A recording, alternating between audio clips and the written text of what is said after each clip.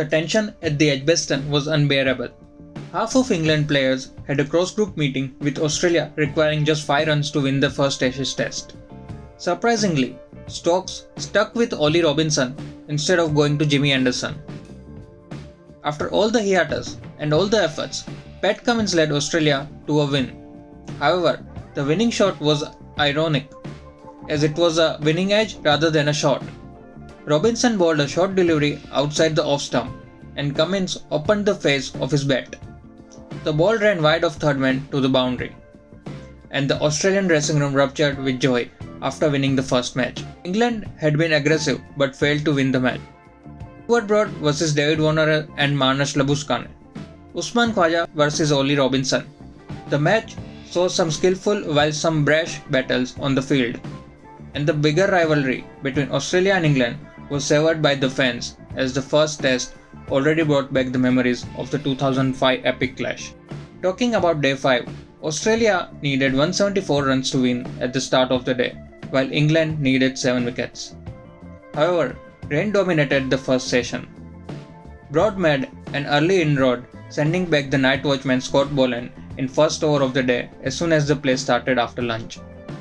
Australia kept losing wickets, but Usman Khawaja held one end for a long time.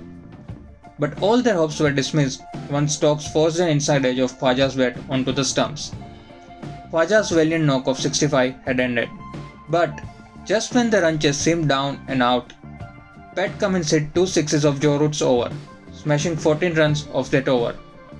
In the very next over, Stokes brought in Stuart Broad, who had been the best English bowler in this match, and he almost had Nathan Lyon caught at square leg with Stokes holding on to a blinder, but Stokes dropped and Australia were granted a lifeline.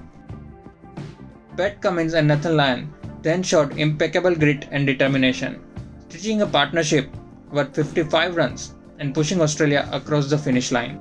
For England, Robinson played his part, bagging 2 wickets, while Moeen Ali and Joe Root also had a wicket each. However, James Anderson went wicketless even after 17 overs. This was one of the reasons that Anderson was not trusted even towards the fag end of the day. So, the first Ashes Test has ended and the World Test champions have taken a 1-run lead over the exaggerated baseball. Stokes' decision to declare the first innings towards the end of day 1 will surely be questioned.